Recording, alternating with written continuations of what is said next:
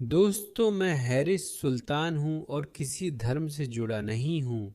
सालों में मैंने ईसाई धर्म की शांतिपूर्ण प्रकृति को सराहा, जिसे पहले नज़रअंदाज करता था। अब हम यहाँ हैं। मैं ईसाई धर्म नहीं अपनाने जा रहा हूँ। जब मुझे किसी धर्म का प्रमाण मिलेगा तभी अपनाऊंगा। लेकिन एक बात जो हमेशा मुझे परेशान करती रही है वो ये है कि ईसाई इतने शांतिप्रिय क्यों हैं कि वे अपने हक के लिए भी खड़े नहीं होते। माफ़ कीजिए, शायद मेरे अंदर अभी भी थोड़ा सा मुसलमान बाकी है। मैं जवाब देने और अपने हक के लिए खड़े होने में विश्वास करता हूँ, दूसरा गाल आगे नहीं करता। तो ये बात मेरे सिर के ऊपर से चली जाती है क्योंकि मैं चाहता हूँ कि ईसाई भी जवाब दें। मैं चाहता हूँ कि ईसाई कहें कि ये हमारा देश है, ये हमारे मूल्य हैं। जरूरत पड़ी तो हम इन्हें आक्रामक रूप से बचाएंगे। तो यूकेआईपी, जो ब्रिटेन की एक दक्षिणपंथी रूढ़िवादी पार्टी है, यीशु के साथ एक मार्च निकालने वाली थी। मेट पुलिस ने इसे बैन कर दिया है क्योंकि वे मुस्लिम शासकों को नाराज नहीं करना चाहते। स्कॉटलैंड यार्ड ने पूर्वी लंदन में यूकेआईपी का मार्च स्थानीय मुस्लिम समुदाय को भड़काने के डर से रोक दिया, जबकि मुसलमानों ने अभी तक कुछ नहीं कहा। हम आपको मार्च नहीं करने देंगे। लेकिन मेट पुलिस ने पहले से ही मान लिया है कि इससे मुसलमानों की भावनाएं आहत होंगी। ये लोग कितने कमजोर और दबे हुए हैं। इस प्रदर्शन का नाम वॉक विद जीसस था। मुसलमान कहते हैं, हम यीशु से प्यार और सम्मान करते हैं, तो आपको भी मार्च में आना चाहिए। लेकिन वे नहीं आएंगे क्योंकि उन्हें यीशु की नहीं, सिर्फ मोहम्मद की परवाह है। हाँ, उनका यीशु ईसाई धर्म के यीशु से अलग है, इसलिए उन्हें अपने यीशु की परवाह है, ईसाई धर्म के यीशु की नहीं। मेट पुलिस की ये बेशर्म पोस्ट देखो। हम उपलब्ध जानकारी और पहले के ऐसे ही घटनाओं के आधार पर यह उचित रूप से मानते हैं कि यूकेआईपी के विरोध में मौजूद समूहों के साथ उनका एकत्र होना हिंसा और गंभीर अव्यवस्था की संभावना को बहुत बढ़ा देगा। वे मुस्लिमों द्वारा रैलियां आयोजित करने पर ऐसा क्यों नहीं करते? वे यूके में शरीयत के नारे क्यों लगाने देते हैं?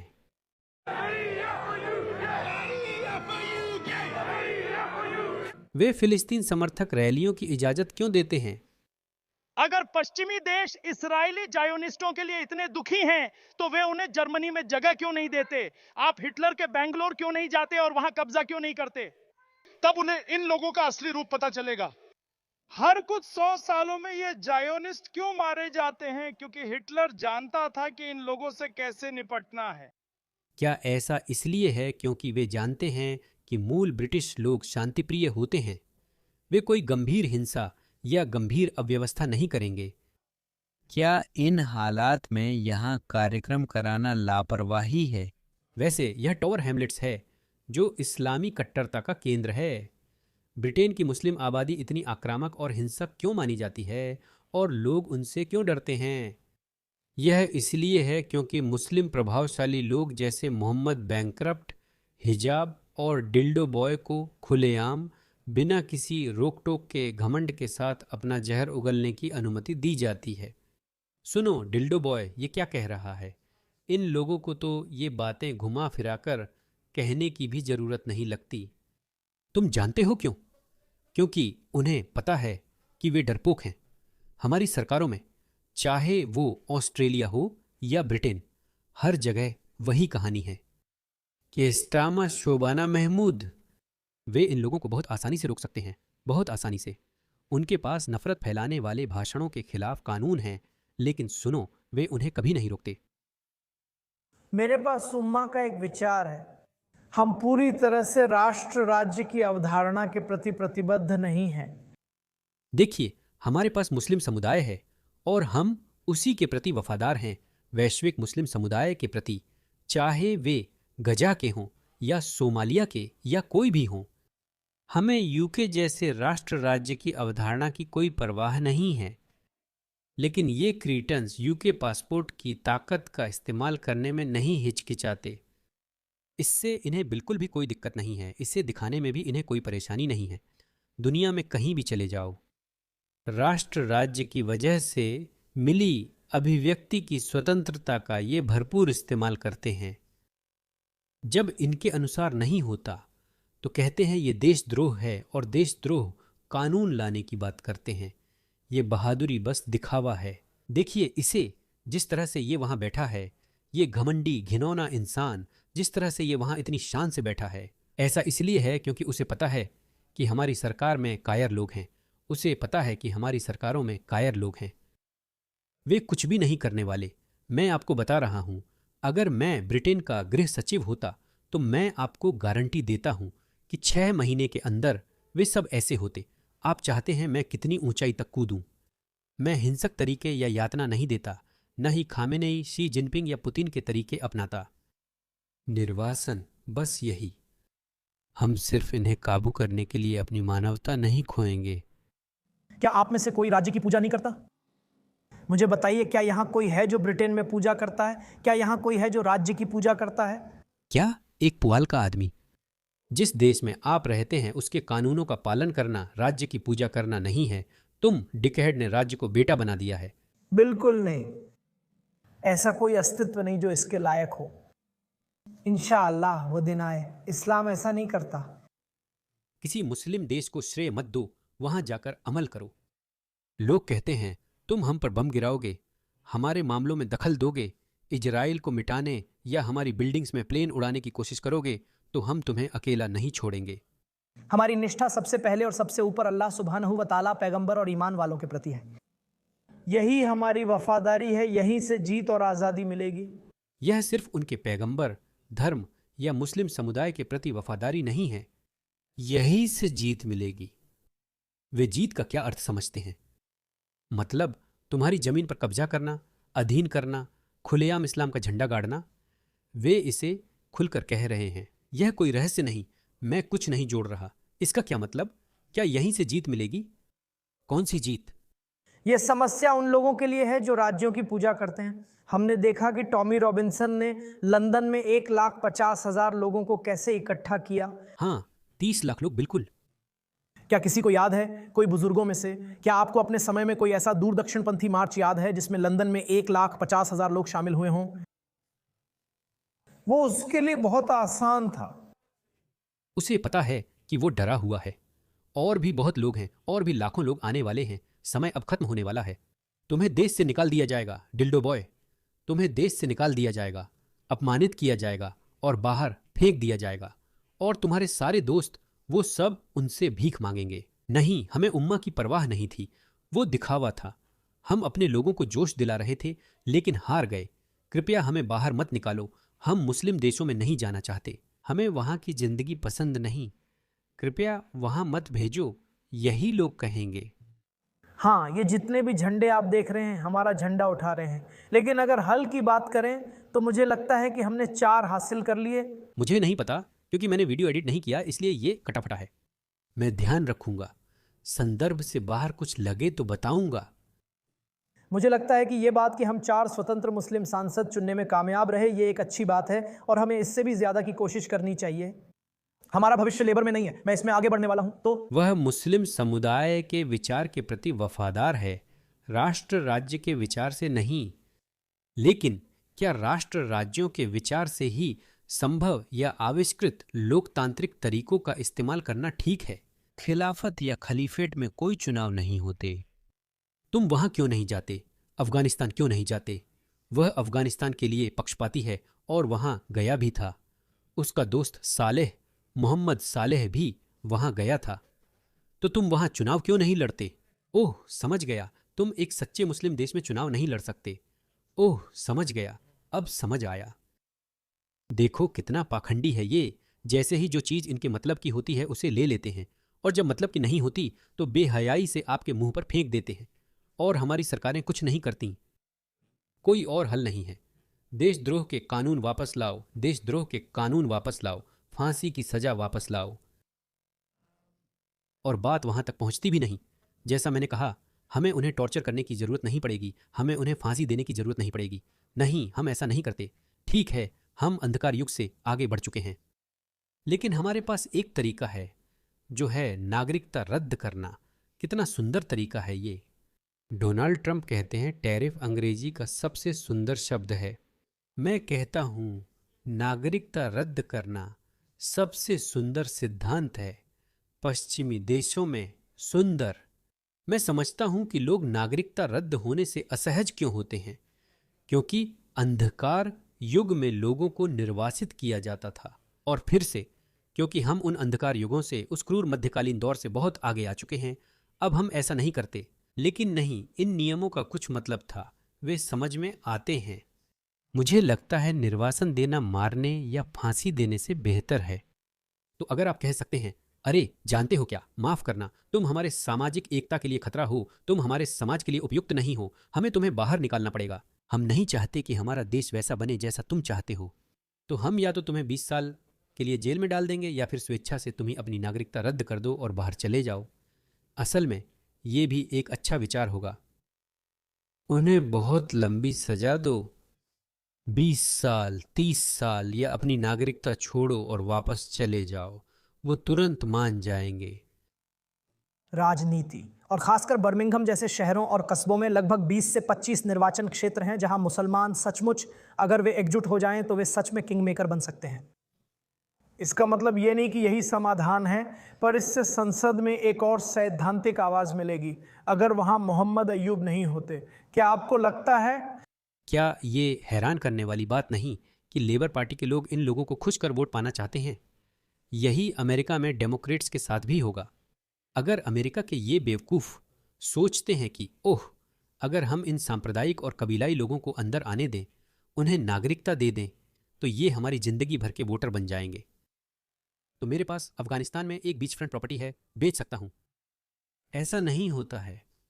उनके बच्चे स्थानीय लहजे में बोलेंगे, सिस्टम समझेंगे, अपनी छोटी जमातें बनाएंगे, और लेफ्ट राजनीति से उनका लेना देना नहीं होगा।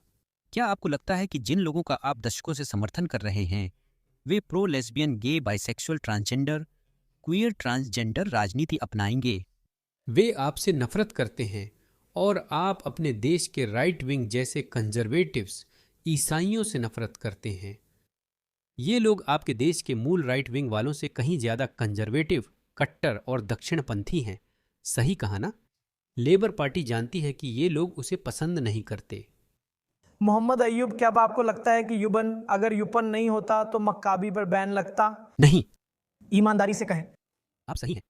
अगर उनके क्षेत्र में लेबर सांसद होते तो क्या मकाबी उनके प्रशंसकों के खिलाफ खेलती? बिल्कुल खेलते। जानते हो, वो जरूर खेलते। ऐसा इसलिए हुआ क्योंकि आपके पास एक स्वतंत्र सांसद था, और क्योंकि वेस्ट मिडलैंड्स में एक आधे अच्छे चीफ कांस्टेबल थे। आधे अच्छे? हाँ, या कमजोर इंसान था। मैं पुलिस की तारीफ नहीं करना चाहता। तुम पुलिस की तारीफ नहीं करना चाहते। देखो, उन्होंने वही सब किया जो उनसे करवाना था, फिर भी तुम उनकी तारीफ नहीं करना चाहते। तो वो बर्मिंघम के पुलिस कमिश्नर, चाहे वो कोई भी था, जिसने मकाबी तेल अवीव के फैंस को बैन किया था। मैं साफ कह दूं, तुम्हें कोई फायदा नहीं हुआ। ये लोग बहुत कट्टर और अपनी सोच में अड़ीग हैं। उन्हें तुम पसंद नहीं हो, चाहे तुम उनके लिए कितना भी झुक जाओ, उन्हें तुम पसंद नहीं हो। वे तुमसे हाथ नहीं मिलाएंगे और मौका मिलते ही तुम्हें बाहर कर देंगे। तुम्हारी बेटियां पूछेंगी, जब सब कुछ कब्जे में हो रहा था आप कहाँ थे? तुम कहोगे, ओह, मैं तो अपनी डोमिनेट्रिक्स फेटिश पूरी कर रहा था। यही हो तुम। मैं पुलिस की तारीफ करने वालों में से नहीं हूं। अगर आप किसी भी तरह की दावत, इस्लामी सक्रियता, वकालत या इस देश में इस्लाम के प्रचार प्रसार के लिए किसी भी तरह के काम में शामिल नहीं हैं, तो आपको यहां नहीं होना चाहिए। इस्लाम का पालन करना कोई सैर सपाटा नहीं है। अल्लाह उन्हीं को आजमाता है जिन्हें वह चाहता है। वह हाशम के लोगों से प्यार करता है, वह गजा के लोगों से प्यार करता है, वह उनसे प्यार करता है। वह गजा के लोगों से प्यार करता है। क्या साइकोपैथिक अल्लाह है? यानी वह गजा के लोगों से प्यार करता है। उनके बच्चों को उड़ाया जा रहा है, अंग चारों तरफ उड़ रहे हैं। अल्लाह का प्यार दिखाने का यही एक तरीका है। क्या साइकोपैथिक अल्लाह है? ये लोग बहुत ज़्यादा भ्रमित हैं, इसी वजह से ये इतने खतरनाक हो जाते हैं। वे अपने भ्रम में इतने अडिग हैं कि कोई भी सामान्य समझदारी उनकी अदालत में नहीं जीत सकती। कोई उनकी सोच नहीं बदल सकता। ये लोग बहुत भ्रमित हैं। हम पागल बेघर लोगों को तख्ती पकड़े देखते थे, जिस पर लिखा होता था अंत निकट है। पुरानी हॉलीवुड फिल्मों में ऐसे लोग दिखते थे जो हमेशा से ऐसे ही पागल हैं और उनसे तर्क करना बेकार है। यह पश्चिमी या ईसाई दुनिया में एक स्टीरियोटाइप था। पूरा मुस्लिम जगत वैसा ही है। हर मुसलमान कहेगा कयामत करीब है, अल्लाह हमें आजमा रहा है। वे अपनी भ्रांति में इतने अडिग हैं कि यह डरावना है, जो उन्हें चीनी और रूसी लोगों से भी ज्यादा डरावना बनाता है। क्योंकि चीन और रूस में उन्हें ऊपर बैठे एक तानाशाह के डर से नियंत्रित किया जाता है। लेकिन ये लोग तो ज़ॉम्बी हैं। लोग फिलिस्तीनी हैं, वह अशाम और यमन के लोगों से प्यार करता है। आपने कमिटमेंट और जिहाद उठाया है। उन्होंने पहले ही अल्लाह सुब्हानहू व तआला को दिखा दिया है कि वे उसकी राह में देने और कुर्बानी देने के लिए तैयार हैं। हमें यह साबित करना है, हमें ही आगे बढ़कर जुटना है। सफ़ेद ब्रिटिश जनता हमारी अपनी है। हम एक वैश्विक मुस्लिम उम्मा का हिस्सा हैं, लेकिन हमारे स्थानीय समाज भी हमारे अपने हैं। ओह, वह कहते हैं अच्छा है तो जरूर कोई एजेंडा होगा। कई बार इतिहास में कौम ने अपने पैगंबरों को ठुकराया। ओह हाँ, यही बात है। तो चाहे देशभक्त हमें स्वीकार करना चाहें या नहीं, मुझे कोई फर्क नहीं पड़ता, मुझे इसकी कोई परवाह नहीं है। तुम्हें फर्क पड़ेगा जब वे तुम्हें कॉलर से पकड़ेंगे, तुम्हारी नागरिकता रद्द कर देंगे और तुम्हें एक तरफा टिकट पर वापस भेज देंगे। वो बंगाली है मुझे लगता है, या अफगानिस्तान से है। तुम जहां भी जाना चाहो तुम्हें वापस भेज दिया जाएगा। तब तुम्हें फर्क पड़ेगा, तब तुम्हें परवाह होगी, तब यही होगा। क्योंकि मैं तुम लोगों से कह रहा हूं, कोई और हल नहीं है। सच में, वाकई में कोई और हल नहीं है। उन्हें देखो, देखो कैसे बेशर्मी से वे घमंड के साथ अपने इरादे बताते हैं और हमें चुप रहने के लिए कहा जाता है। हमारी सरकार में गद्दार हैं, इसलिए हम कुछ नहीं कर सकते, लेकिन बदलाव आ रहा है। ऑस्ट्रेलिया डे पर कल हमारी रैली हुई थी और हमारे एक मुख्य धारा के चैनल 10 ने आम ऑस्ट्रेलियाई लोगों को दिखाया। राष्ट्रीय टीवी पर बोल रहे थे कि हम मुस्लिम नहीं चाहते और होस्ट हंस रहा था। मैं सोच रहा था, वाह ये तो कमाल है। ऑस्ट्रेलिया थोड़ा अलग है। मुझे लगता है ऑस्ट्रेलिया में दिलचस्प समय चल रहा है, लेकिन यूके में दुर्भाग्य से हमारे यहाँ 2029 तक कोई चुनाव नहीं होंगे। और नाइजल फराज, स्वाला ब्राह्मण ने रिफॉर्म पार्टी ज्वाइन की है। अब मुझे नाइजल फराज से थोड़ी उम्मीद है, लेकिन उनकी बार बार बदलती पोजीशन के कारण लगता है वो निराश करेंगे। लेकिन स्वाला जैसी कोई, वो समझदार है, बुद्धिमान है, उसे सिस्टम की जानकारी है, तो शायद वो कुछ हद तक असरदार साबित हो सकती है। इसके मुकाबले ये नए लोग जो सिर्फ बड़ी बड़ी बातें करते हैं, लेकिन सिस्टम कैसे चलता है ये नहीं जानते। हम यहाँ हैं, हमारा एक कर्तव्य है, हमें अपना काम करना है। हम सभी की अलग अलग भूमिका है। हमारी बहनों की एक भूमिका है, भाइयों की भी एक भूमिका है, युवाओं की एक भूमिका है, बुजुर्गों की भी भूमिका है, मध्यम आयु वर्ग के लोगों की भी एक भूमिका है, अमीर गरीब और सभी की भूमिका है। आप सभी की भी एक भूमिका है, और वह है जिम्मेदारी लेना। ये मेरे शब्द नहीं हैं, मेरा मतलब है, क्या आपने वीडियो देखा? हाँ, वो लोग हमेशा यही कहते हैं, हर बार बार बार कहते हैं, और फिर हमसे उम्मीद की जाती है कि हम बस सब कुछ सह लें, चुप रहें और धीरे धीरे धीरे गायब हो जाएं, बस चुपचाप चले जाएं जैसे सूर्यास्त में कोई चला जाता है। लेकिन ऐसा होने वाला नहीं है, किसी भी हालत में ऐसा नहीं होने वाला है। सरकार की निष्क्रियता हम सभी को टकराव की ओर ले जा रही है, और वह टकराव बहुत हिंसक होने वाला है। जितना ज़्यादा हम इसे टालते हैं उतना ही बुरा होगा। संसद में जाकर कानून लाइए और इन पर घृणा भाषण कानून लागू कीजिए। यह नफरत है। यह सब कुछ ब्रिटिश के खिलाफ नफरत है, ब्रिटिश मूल्यों के खिलाफ, ब्रिटिश इतिहास के खिलाफ, ब्रिटिश संस्कृति के खिलाफ, ब्रिटिश मानदंडों के खिलाफ, ब्रिटिश लोकतंत्र के खिलाफ। उसने खुद कहा, मुझे तो राष्ट्र राज्यों में विश्वास ही नहीं है, हमें राष्ट्र राज्यों की परवाह नहीं है। ठीक है, तुम्हें राष्ट्र राज्यों की परवाह नहीं है, बाहर निकलो, अपनी नागरिकता रद्द करो, जाओ मुस्लिम उम्मा के नागरिक बनो। सीधा है, उन्हें उनकी अपनी बातों के लिए जिम्मेदार ठहराओ, उन्हें उनके अपने मानकों पर कसो। लेकिन खैर, मेरा मानना है कि ब्रिटेन में हमें देखना होगा कि सुधार क्या करता है, लेकिन अगर ऐसा नहीं हुआ तो वहां क्रांति आ जाएगी। ये सभी पश्चिमी देश क्रांति की ओर बढ़ेंगे। हाँ, आपने ब्रिटेन की मूल आबादी को 99% से घटाकर 80% कर दिया, लेकिन ये 50% तक चुपचाप नहीं जाएगी। ऐसा नहीं होगा। उससे पहले कुछ बड़ा महत्वपूर्ण होने वाला है। ऐसा होने पर मैं वियतनाम, थाईलैंड या कहीं और चला जाऊंगा, क्योंकि हालात अच्छे नहीं होंगे। मैं एक बहुत स्पष्ट भविष्यवाणी करता हूं कि अगले 10 से 15 वर्षों में हम यूरोप में एक गंभीर इस्लामी अलगाववादी आंदोलन का उभरना देखेंगे। मुझ पर यकीन मत करो, वे योजनाएं शुरू कर चुके हैं। मोहम्मद हिजाब को देखो, वो क्या कह रहे हैं, वही बात कह रहे हैं। यूरोप में लगभग 50 मिलियन मुसलमान हैं, जो कुछ मुस्लिम देशों से भी ज्यादा हैं। सुनिए वो क्या कह रहे हैं। हमारी संख्या बहुत बड़ी है। यूरोप में 50 मिलियन मुसलमान हैं।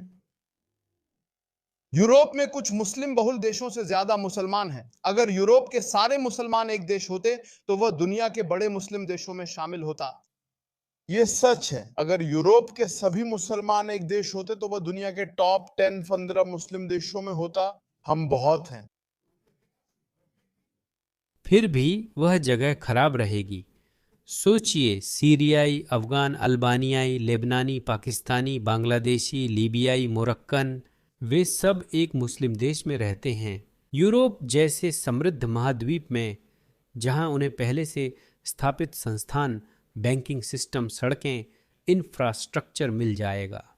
लेकिन फिर भी वे आपस में लड़ते रहते, क्योंकि वे यह तय नहीं कर पाते कि कौन सा इस्लामिक रूप उन्हें शासित करे। हर संस्कृति दूसरी संस्कृति पर हावी होने की कोशिश करती और आखिर में वे एक दूसरे के साथ नहीं निभा पाते। वे साथ नहीं निभाते। मुसलमान आपस में नहीं निभाते। ठीक है, जब वे यहूदियों और ईसाइयों से नहीं लड़ रहे होते तो वे आपस में लड़ रहे होते हैं। ठीक है, मैं कुछ भी असामान्य नहीं कह रहा हूं, बस मुस्लिम देशों को देख लो। तो वह देश फिर भी एक गंदा सा देश ही रहेगा और वे खुश नहीं रहेंगे। और आप जानते हैं वे क्या करेंगे? वे फिर भी पश्चिमी देशों में प्रवास करना शुरू कर देंगे। तो क्या हमें भी मुसलमानों जैसा व्यवहार करना चाहिए? हमें अब काम करना शुरू करना चाहिए। यही बात है। उन्होंने पहले ही योजनाएं शुरू कर दी हैं। अगले 5 से 10 सालों में यूरोप में एक अलगाववादी इस्लामी आंदोलन होने वाला है। शायद 15 नहीं, 5 से 10 सालों में। समुदाय को परिणाम बनना होगा। उन्हें यह सोचने पर मजबूर करना होगा कि अगर हम इस समुदाय के साथ छेड़छाड़ करेंगे तो क्या होगा। हमें शुरू करना होगा। नहीं, आप जानते हैं, वे सोचेंगे यूरोप में दक्षिणपंथी आवाजें बढ़ेंगी। वे आपको पकड़कर देश से बाहर निकाल देंगे। आप में से बहुतों को नावों में भरकर देश से बाहर निकाला जाएगा। यही होने वाला है। इसे भूल जाओ। यह मत सोचो कि पश्चिमी लोग, यूरोप भूमि क्षेत्र में पहले से ही छोटा महाद्वीप है। यूरोप ऑस्ट्रेलिया से भी छोटा है।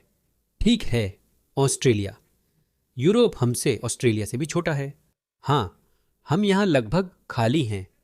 लेकिन यूरोप में 75 करोड़ लोग रहते हैं, जो सबसे शिक्षित, सबसे समृद्ध, सबसे सभ्य लोग हैं। क्या तुम्हें लगता है वे तुम्हारे लिए इतना बड़ा हिस्सा छोड़ेंगे? ऐसा नहीं होगा बेटे। हम ऐसे बर्ताव करें जैसे हमारे पास बढ़त है, क्योंकि सच में है। नहीं, तुम्हारे पास नहीं है। तुम इधर उधर गड़बड़ करोगे और तुम्हें पता चल जाएगा, जैसे तुमने हर जगह गड़बड़ की है। हर जगह ये लोग भी गड़बड़ करते हैं, क्योंकि इन्हें दैवीय मदद पर भरोसा है। 7 अक्टूबर को उन्होंने यही सोचा था। देखो क्या हुआ। गाजा तबाह, हिजबुल्लाह खत्म, हूथी कमजोर। अब ईरान को पता चलेगा कि पूरा नेटवर्क तबाह होने वाला है, मगर दैवीय मदद नहीं आई। यही इनकी दयनीयता है। अल्लाह का शब्द यह सर्वोच्च है। यही वजह है कि सलफ यानी पहले के लोग इस्लाम को पूरी दुनिया में फैलाने में इतने सफल रहे। वे बहुत कठोर थे, लोगों का सिर और शरीर काटते थे। अब यह तरीका नहीं चलेगा। देखो, 8-9 जनवरी को ईरान में 20,000 लोगों को मार दिया। कुछ रिपोर्टों के अनुसार 48 घंटे के भीतर उन्होंने 20,000 लोगों को मार डाला। हमें असल में नहीं पता। अब ईरान के राष्ट्रपति के बेटे ने भी मान लिया है। ईरान के राष्ट्रपति के बेटे ने विरोध के दौरान इंटरनेट बहाल करने की अपील की। ईरान राष्ट्रपति के बेटे ने इंटरनेट पाबंदी हटाने की मांग की। उन्होंने कहा कि जब तक विरोध प्रदर्शनों की तस्वीरें और वीडियो, जिन्हें शासन ने जबरदस्ती दबा दिया था, सामने आने से रोका जाएगा, तब तक कोई समाधान नहीं निकलेगा। वे कह रहे हैं, जैसे मैं भी, कि वीडियो जल्दी या देर से सामने आएंगे। तब आप क्या करेंगे? इसका मतलब है कि जो लोग पहले असंतुष्ट नहीं थे और अब भी नहीं हैं, वे भी असंतुष्टों की सूची में शामिल हो जाएंगे। वे कह रहे हैं कि यह ऐसी चीज है जिसका हमें कभी ना कभी सामना करना ही पड़ेगा। यह सामने आकर ही रहेगी। पुराने समय में वे ऐसे ही शासन करते थे। मोहम्मद हिजाब यहाँ जिस बात की ओर इशारा कर रहे हैं कि हाँ, सिर्फ सलफ़ी इतने सफल थे। वे सफल इसलिए थे क्योंकि उस समय इंटरनेट नहीं था, आप उनकी क्रूरता को रिकॉर्ड नहीं कर सकते थे। लेकिन अब ऐसा नहीं होने वाला है। यहाँ तक कि आपके अपने लोग भी आपके खिलाफ उठ खड़े होंगे, जैसे कि सोमालीलैंड और ईरान में हुआ है। ऐसा इसलिए था क्योंकि उनके पास अल्लाह पर गहरा भरोसा और हिम्मत थी। वे मानते थे कि मैं सब अल्लाह के लिए कर रहा हूं, जो होगा सो होगा। यही शहादत का कॉन्सेप्ट है। मैं इसे फायदा मानता हूं। साफ कहूं, जो खुदकुशी को तैयार है उसी के पास पहल होती है। हैरानी की बात है कि जो लोग दूसरों को मकसद के लिए मरने को कहते हैं, वे खुद कभी नहीं मरते।